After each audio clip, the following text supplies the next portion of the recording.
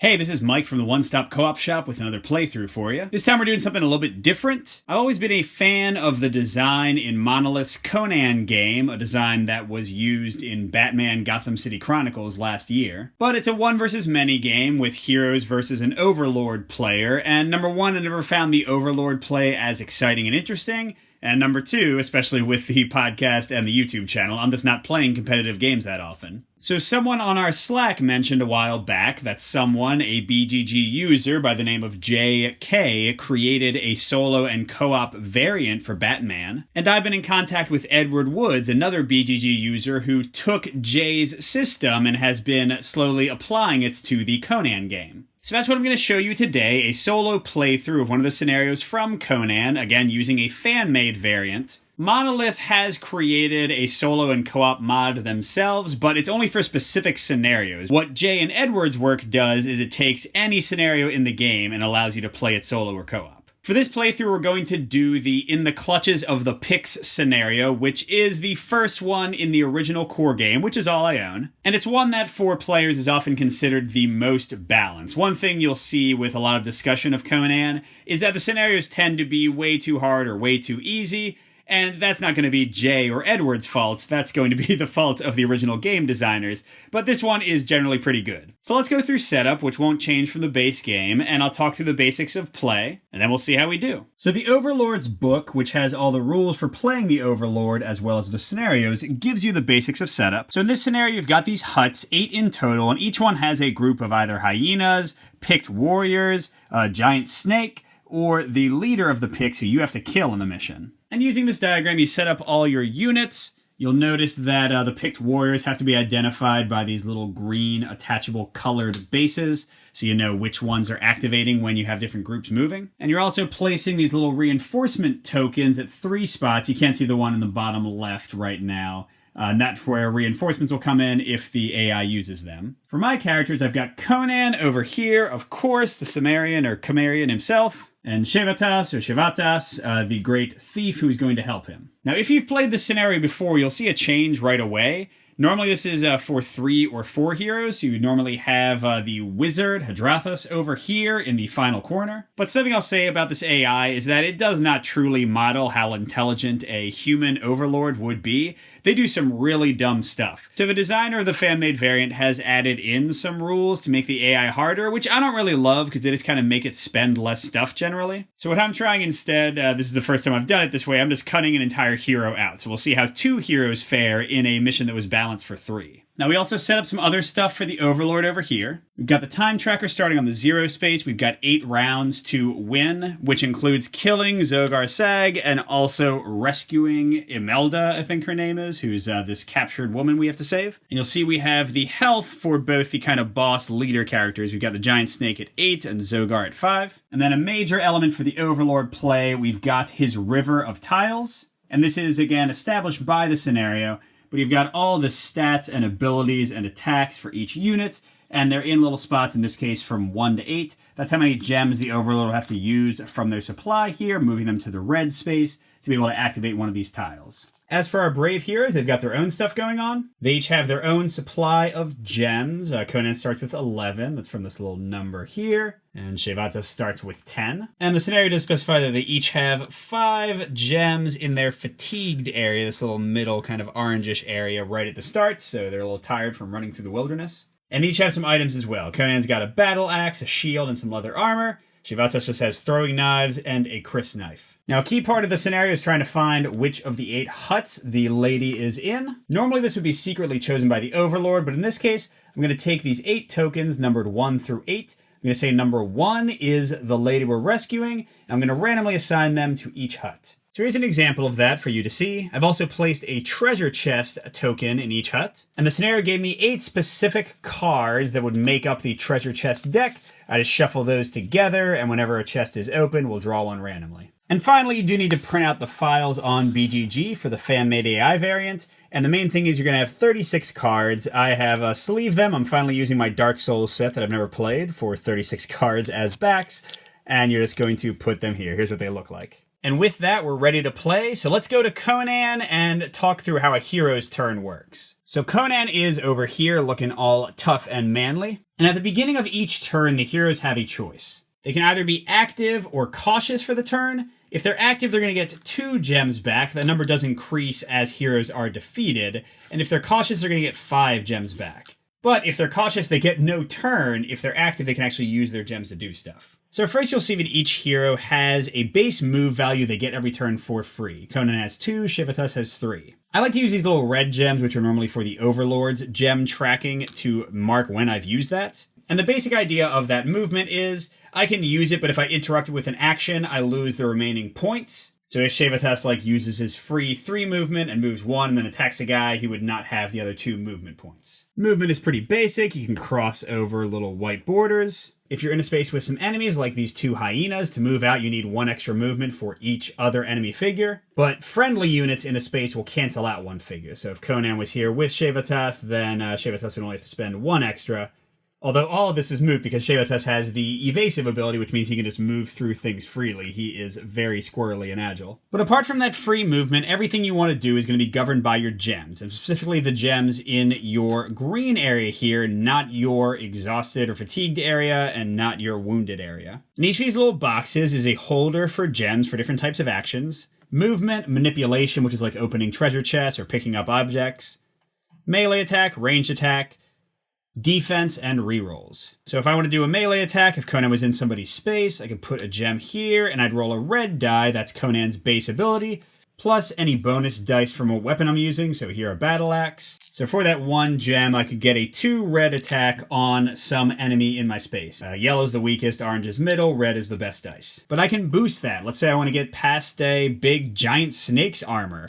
I could put 3 or 4 gems there all at once and do 1 huge attack. Or if I'm fighting a horde of hyenas with almost no armor, I could do little drips of 1 attack at a time. But a key thing is for each of these boxes, I cannot have more gems there than the small red number you're seeing. So Conan can attack 5 melee, Shivatas can only attack 4, and he gets orange instead of red. He's not as good at it. You get the idea. When you attack an enemy, you're going to subtract their armor value, so the basic picked hunters that are the most numerous enemies here only have 1. And any remaining damage will actually hurt the unit. For all these little minions, they just have 1 life. But for leaders like Zogar and the giant snake, you'll tick them down until you kill them at 0. And all this gem usage and these actions can be done simultaneously, so Shivatas can come over and throw a throwing knife at somebody, clearing the space for Conan to run through. It's just a nice little mishmash of co-op action. Now, there are some other things going on. You don't have to know all of them. These little boxes here are special abilities. They have these cheat sheets. The only ones that are really relevant in this scenario, Conan and Shivatas both have climbing, which means they can climb over this single block of rocks in the corner of the map. I've never actually gone over it, so not really important. But ones that actually matter in this scenario lock, Conan's got wall breaker, which means for 2 movement, he can smash through a wall and basically just create a hole for himself. And the big ones for Shivatas are evasive, which means, like I said, he can move out of enemy spaces without caring about how many of them are there. And he's also got a lock-picking skill, which gives him an extra red die whenever he tries to pick a lock, like in a chest, so he's going to be our lock-picker extraordinaire.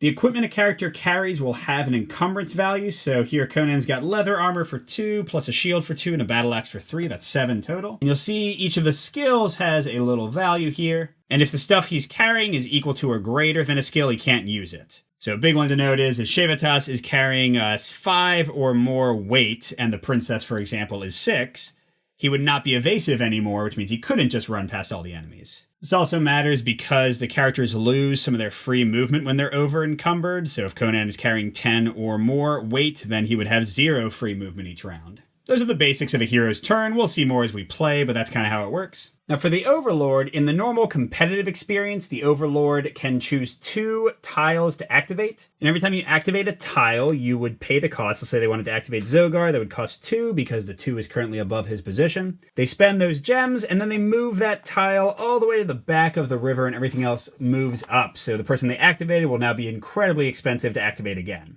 And an Overlord can activate 2 tiles a turn, they don't have to. Additionally, they can spend extra tiles to have their units move extra spaces, reroll their units' dice, or defend when I'm attacking their units to try to keep them alive. Unlike the heroes, units have set movement values and attack values, although again, the movement can be boosted and the attacks can be rerolled, and in fact, this little arrow symbol, which Conan also had, means you can reroll some dice for free. They've also got a reinforcement value, in this case 1 for the picked hunter, and the event is represented by this little raven tile here. In each scenario, it has different effects. In this one, it'll give the Overlord 4 reinforcement points so they can bring back some picks and some hyenas I've killed, not the giant snake or Zogar. So the big addition to this is the fan-made variant. What you do to see what the AI does is you flip a card each turn, and it'll tell you who you're trying to activate. In this case, it's all the leader units, and then the unit in this position. And they'll have little choices of what actions they do. You go from left to right and do the first one that applies. So this one means advancing the evil objective, which changes from scenario to scenario, doing a ranged attack if you can, moving toward the closest hero, doing a melee attack. I'll talk through them as we go. They also have some tiebreakers here, like if there's 2 heroes closest, you can tie-break which one you're going to attack or which event you're going to use. Lots of stuff on this card. We won't use a lot of it for this more basic scenario. But that's it. You draw a single card at the beginning of each turn. It tells you which AI units to do what stuff with, and you're done with their turn.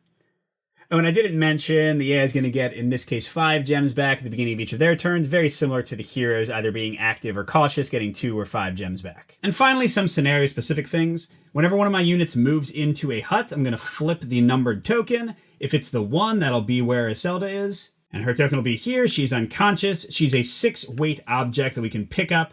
We have to move to the edge of the board and 1 more space off to rescue her. Additionally, we have to hunt down our picked leader, Zogar Seg, with his 5 health, kill him, and then his head will become an object that weighs 2, and we got to carry that off the board as well. If we can do both things before 8 rounds are done, we win. So those are the basics. Let's see if Conan and Shevatas can save the day and kill the bad guy. Let's get started. So initially we want to scout out locations, try to avoid the snake. He's got this blocking skill that will totally prevent Conan from moving, which is pretty terrible. If we can get in and kill Zogar before he has a chance to really defend himself, well, that's a great thing to do. The purple picked units are picked warriors, and they will also block Conan's movement. He can't move out of their space at all without killing them.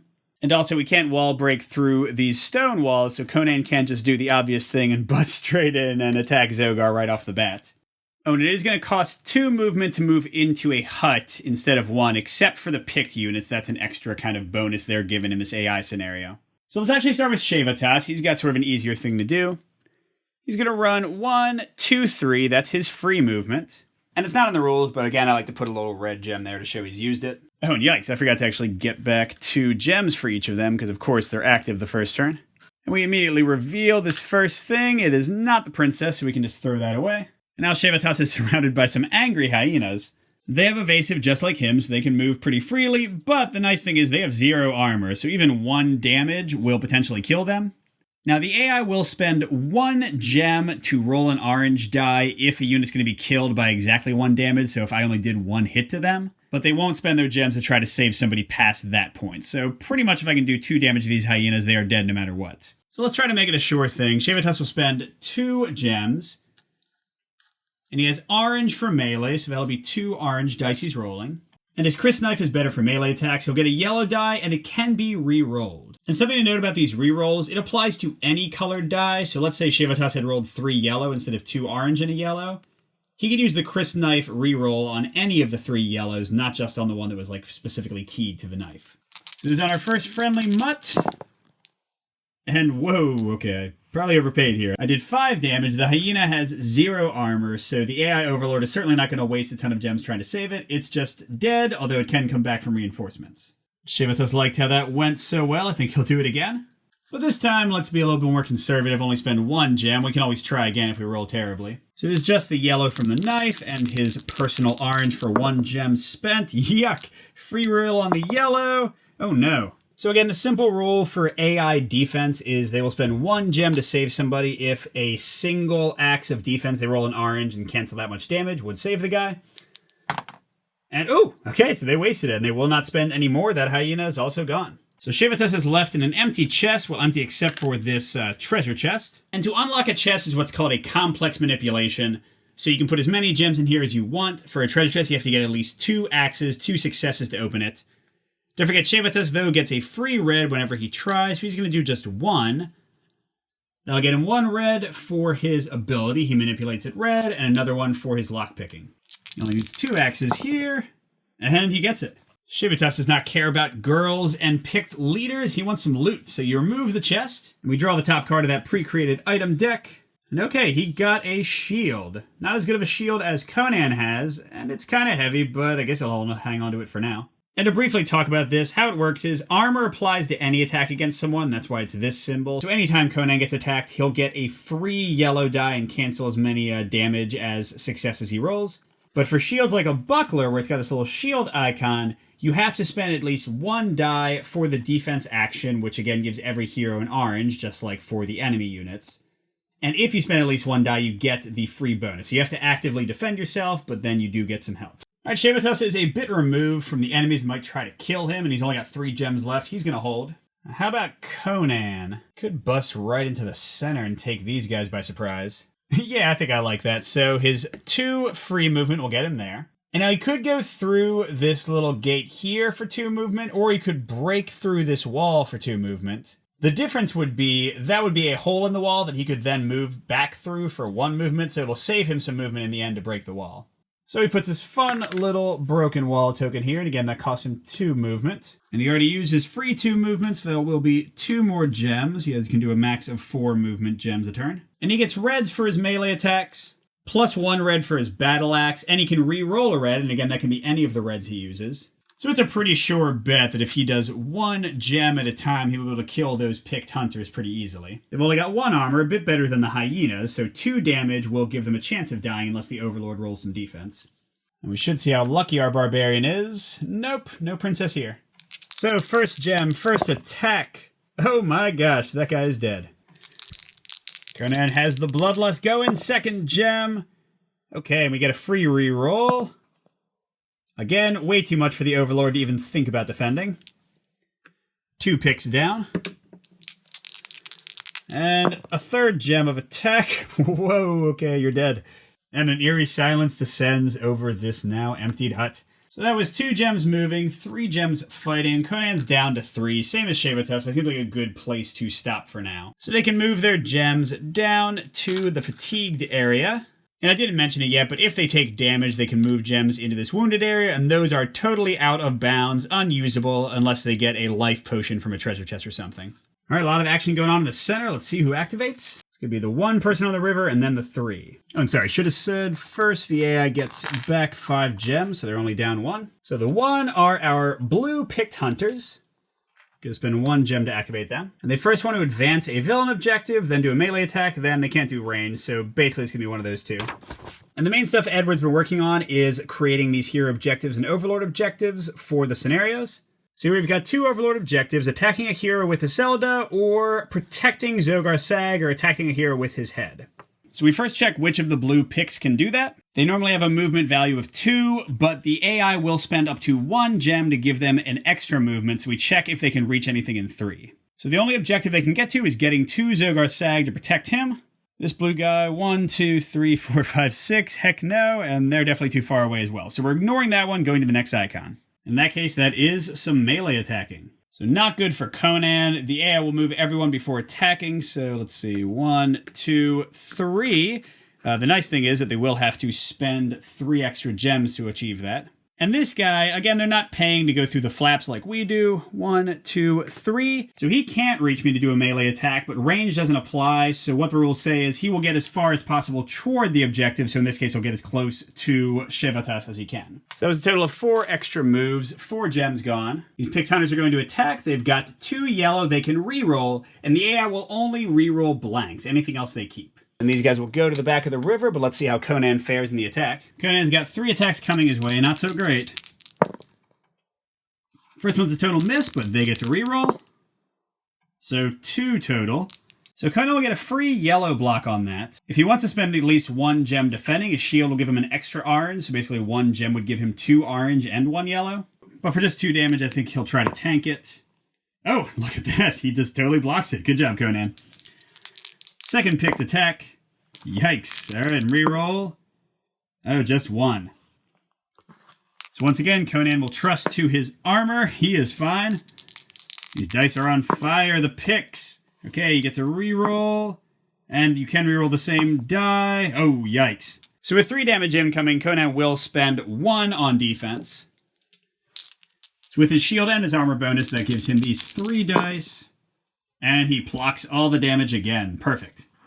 But sadly for us, the AI is not done. They're going to activate the 3rd position, the new 3rd position, because 1 moved back in the river, for a melee attack, and then trying to prevent a hero objective if that won't work. Spot 3 in the river are our friendly remaining hyenas. That'll cost the AI 3. They've got 4 gems left at the moment. I think Conan's going to be getting some more friends coming in. They get 5 movements. It definitely will reach him. And yeah, they've got, a orange die of attack, but no reroll. And they go to the back. And actually looking, they could reach Shevatas 2, 1, 2, 3, 4, 5, 6 if they use the extra point. So we look at the tiebreaker since they can reach both of them. In this case, it is the lowest reserve. Conan has 2 gems left in his green area. Shevatas has 3, so they want to attack the person who's tired. In this case, Conan again. Sorry, buddy. So they all try to charge in. And the rule is if you literally cannot place units on the space, then they can attack from adjacent, which normally you can't do with melee, but we're okay here. I mean, not okay for Conan, but okay in theory. And 3 bites coming Conan's way. Okay, first one is only 1. Definitely armor is good enough. Aha, he takes a damage. Second one, no hit. And the AI will re-roll something once, so they will spend a gem to do this. Oh, crud. I think Conan still has to tank it. Come on. No. So that's 3 damage so far for Conan. Final attack. Come on, be weak. Okay, good. I can deal with that. Come on, armor. There we go. So we discard this AI card. It is done, and we'll see what tricks they have next time. So yeah, Conan is in some trouble. If he was Shevatas, he could just move straight out of there like nothing. But right now, it would cost him, 6 extra movement? That's not happening. So let's first say what they're doing. I think Conan has to act and just try to kill some of these guys. And I think Shevatas might need to run in and help him because, yeah, he's definitely in a bad way. So Conan's got 4 potential attacks. Let's just start running through them. We'll do the 1 armor blue-picked hunters first. I think they're a little bit more of a threat. Okay, that's definitely a kill with no chance of an armor save. Second attack, also a kill since they only have 1 armor. Third attack, let's re-roll that miss. Definitely a kill. So Conan took care of the picks, but he's still got dogs. He's only got 1 gem left. Let's try to take out 1 hyena. Easily does it. But that does leave him completely out of gems in his reserve. Now note that he has not moved yet, so if Shevatas, for example, comes in and kills some of the dogs, he could run out for 2, although that would probably just put him in more danger. Speaking of our crafty guy over here, he's got 3 free movement, and nobody can stop him, even these guys with blocking. So 1, 2, 3. It will take 2 more movement gems to get him in through the hole Conan made. And with his 3 remaining gems, he'll start trying to stab some dogs. Remember, he's got orange and yellow. He can just re-roll the yellow. Ooh. All right, well, we'll let the Overlord spend a gem to try to save the dog. And it's not successful. Awesome. And a second gem of attack. Okay, there we go. 2 is 2 more than the armor, so no attempt to save the hyena. And because the final hyena has been killed, we flip this little tile to its bloody side. And basically that means the AI has the opportunity sometimes to dredge that tile, which means it's gone completely, and they can kind of fast forward through their units more quickly. And, I forgot to move the turn marker, so we actually advance with the AI, so we're 7 turns left. Although not really, because this one is done. We're going to stop there. Shevatas could use the 1 to open the treasure chest, but that seems a little bit foolhardy. So we're back to the AI. They're going to do number 3 and number 2. After they get 5 gems back, I'm glad we made them fairly poor gem-wise. So number 3 are our green-picked warriors, or hunters. They'll move to the back. And like before, they first want to further a enemy objective, but they can't reach Zogar Sag, and we haven't captured anything else yet. They next want to spoil a hero objective. And for this one, their first choice is going to Zogar Sag. Again, they can't reach him. But their second objective is to go to an unexplored hut so they can protect Iselda before she's found. And we do have some abandoned huts over here. So one of them will go 1, 2, extra movement to get to 3. Actually, this is kind of goofy, but I think they just stay where they are because they are in an unexplored hut. And so is this other green, so they just spend 3 gems to sit tight. Because they are technically fulfilling the objective, they want to protect the huts, they're just doing nothing with it. Now that was a very nice result, but sadly it's not all butterflies. We've got some angry picked warriors activating. These guys are much more dangerous. 2 armor, they do a red dive attack and can re-roll it. And they've got blocking, which means Conan can't move out of their space. The Overlord's got 2 more gems to spend on extra things. So melee is their first choice. This guy can definitely get in. And he can get in with 1 of those extra gems. 1, 2, 3. Okay, the last guy can't get in. So he wants to do an enemy objective. And hey, for once he can actually reach Zogar, so he'll use the other remaining gem to go protect his leader. So they've got no gems left for rerolls or anything, but that's not much consolation with them about to whoop us over here.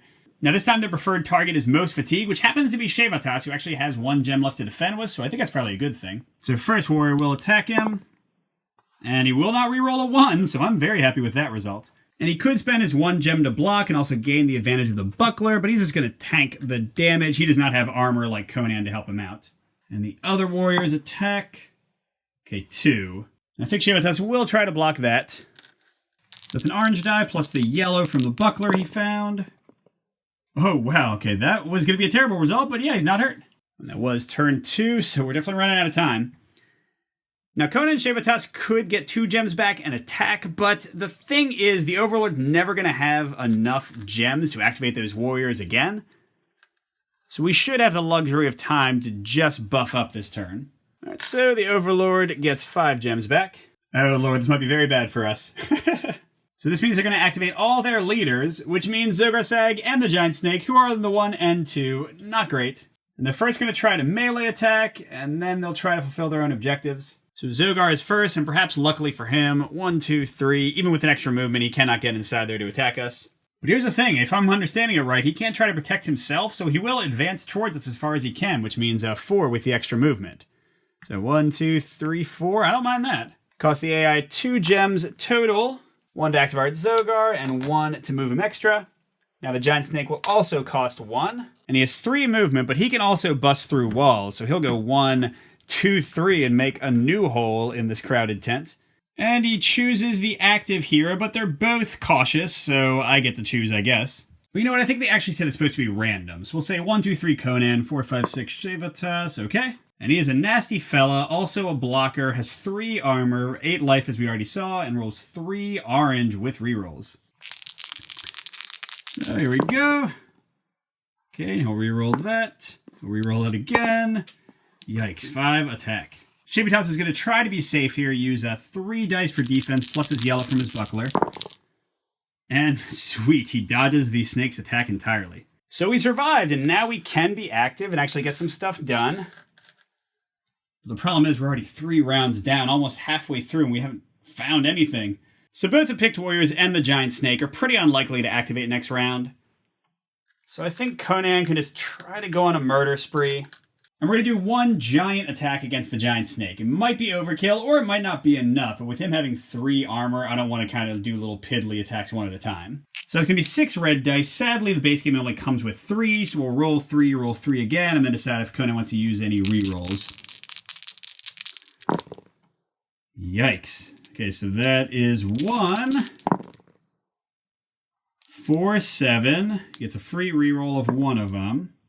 8, so he's still got 2 more blanks.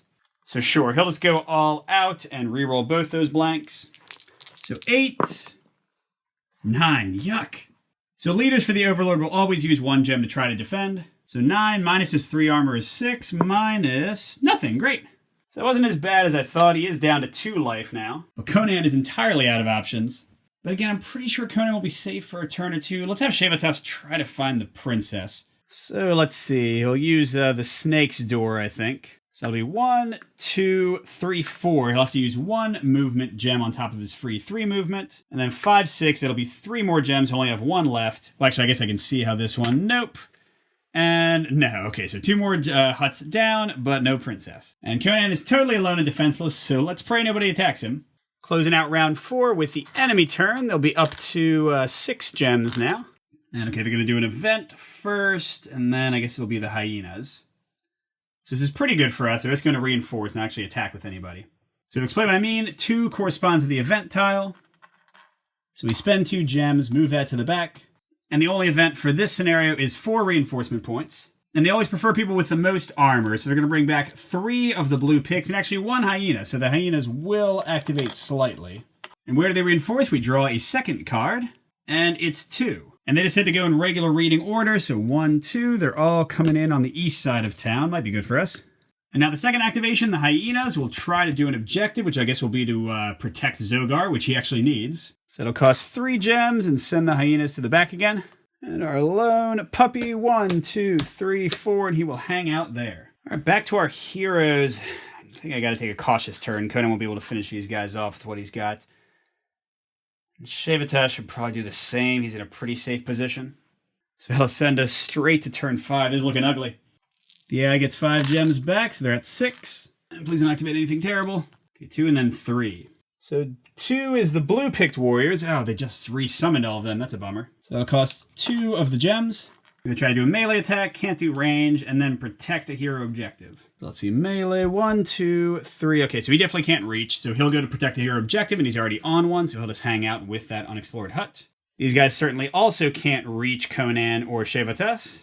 Can they reach a hut? 1, 2, 3, 4, 5. 1, 2, 3. 1, 2, 3, 4. So that's the closest one. So they will move. And I'm not 100% sure if they use the extra movement, but I'm going to say they probably would. Okay, so they'll get as close to that hut as they can. Oh gosh, if it takes away the AI's second activation, let's say they won't use the extra movement. I think that's tougher.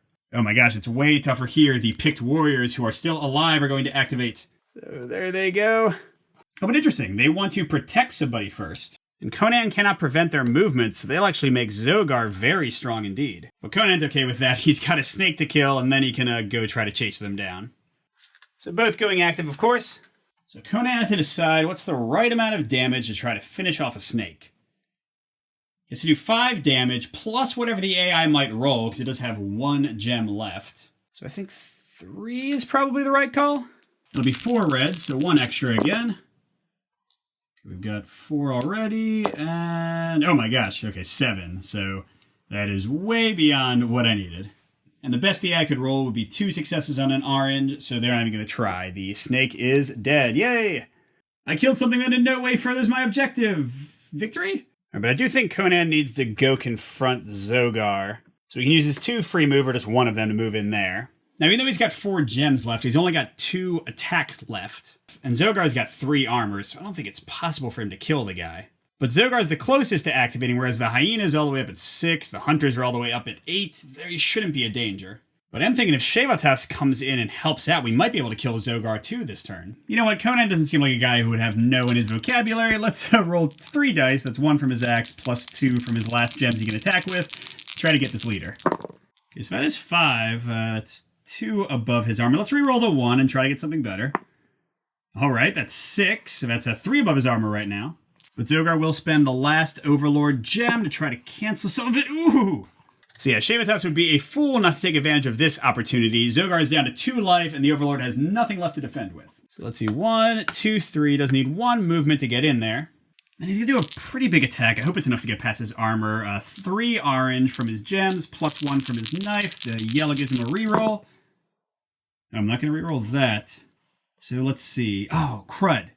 That is 4 attack, minus 3 for Zogar's armor. We need 1 more to kill him. Oh, but he has gems left to reroll, so he'll spend 1 of his 4 remaining gems to reroll this. I just need anything. Spend another gem to reroll it.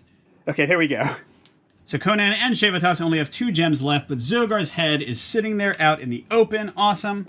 And I think we'll stop there for now. Any of us can pick it up for a single manipulation gem, and the enemies can't stop us. And then we just got to run one of those off the side. But I think we got to find the princess before we consider doing that. Right, that was a solid turn, but we were at turn 6, which means, oh my gosh, we have 1 more hero turn and then another hero turn. We got to find the princess and get her out in so little time. We don't have enough gems left. But a lot of the AI's units are dead, so maybe that'll help us. Okay, so let's see. 2 is going to be the green picks, and oh man, they might be able to reach us. Oh. So 2. And they're coming to do melee. And yeah, let's see. 1, 2, extra move, extra move, extra move. This guy certainly can't reach us. And that uses up all their gems anyway. So he wants to stop a hero objective. And he's happy to stay here where the princess might be, so he's not going to do anything. So the Overlord's out of gems again. And these guys are going to attack the hero with the most fatigue. And that is Shevatas, who does not have armor. Darn it. And he's also kind of my only hope of maybe getting out of here because he can dodge around these people. Well, let's see how this goes. Okay, so this is the first guy's attack. 2 damage coming to Shevatas. I think you might just need to take it. I don't know, man. Okay, second guy's attack. 3. Okay, he's got to spend a defense for that. We go with his buckler bonus. Okay, so he takes 1 still. And the last guy. Okay, 2 again. Yeah, it might be dumb. I'm just going to take the damage, I think. Yeah, to show you where we are after that barrage, because the AI can't do anything else. Shevatas only has 4 gems left to his name. Conan has a bunch, but I don't think he's going to be able to do enough. Alright, Shevatas is going to go active, because we have just this turn and the next turn. He's just going to try to find the princess, I guess. So the only huts I have any chance of reaching, I can go 1, 2, 3, 4. That would only cost him 1 extra move. Let's try it. No, come on. Yeah, this we're having 1 fewer hero is certainly hurting me. And I guess he'll stop there. I didn't decide for Conan. I think if he's going to have a chance of getting the head and getting out of it, he needs to go cautious this round. I don't know. Alright, last round. A only has 5 gems and a lot of people dead. Not sure they can do much. Oh, they are going to try to do the Red Warriors. There's only 1 of them left alive, and he can't really reach anything, so that shouldn't matter. So will cost 1 gem. He can't do a melee attack. So I guess he's going to move as far as he can towards Zogar Sag's head. So for a second, he doesn't spend extra movement, that'll put him there. Now we do 3, which is the Dead Giant Snake. If this had the word Dredge on it, they would get rid of him and activate somebody else, but for now they're just going to pay 3 to get him out of the way. So pretty inconsequential AI term, but it's not enough to stop me from just losing myself. Alright, so Conan only gets the 1 gem back he can. Same for Shevatas. Can Shevatas actually escape with the princess? 1, 2, 3, 4, 5, 6. That would leave him with 1 action point left. Well, we can at least see if she's there, I guess. So sure, 1, 2, 3, 4, 5, 6. That's 3 of his 4 gems. No, she's not. So yeah, we never even found her hut. But that's okay. I think Conan will at least try to kill these guys and get that head out of here. So he needs to kill the 2 warriors because they're blocking him. They have 2 armor, but let's still try our luck with single gem attacks plus his battle axe. What the heck? Free reroll. Really? Oh, Lord. Okay. We'll just do another one. So 2nd gem. Oh, this is not good. There we go. He's dead. It's 1 of them. 3rd attack gem. Oh, yuck. Okay. It's not enough. Okay, 4th attack gem. I think this is the end. Okay, that guy's dead. So Conan can pick up the head. He's got 4 gems left, but then 3 is not enough to get out of there, even with his free 2 movement. He can only kill 1 more guy with an attack, so let's go for that. It seems like he would do. Let's try to kill, I don't know, the hyena. And he will at least spend a gem to pick up the head and roar in defiance before he is attacked by hordes of pigs coming back to the village. Well, you know, with his 2 free movement plus 2 more movement, he could at least move 1 and look at the gates as the enemies come in to kill him. So where the heck were you? Where were you? No? Okay. I guess thematically it makes sense. Zogar Sag had her captive in his own hut, the jerk. So clearly cutting an entire hero just to balance out the AI being dumb might be a little bit too much, but I still had fun. Hopefully you enjoyed watching it. That was, again, Conan from Monolith Games with the fan variant created by J.K. for Batman Gotham City Chronicles, and then modified by Edward Woods for the Conan system. Everything you need for it is available on Board Game Geek. I'll put a link in the video description. Good gaming, and I'll see you at the next stop.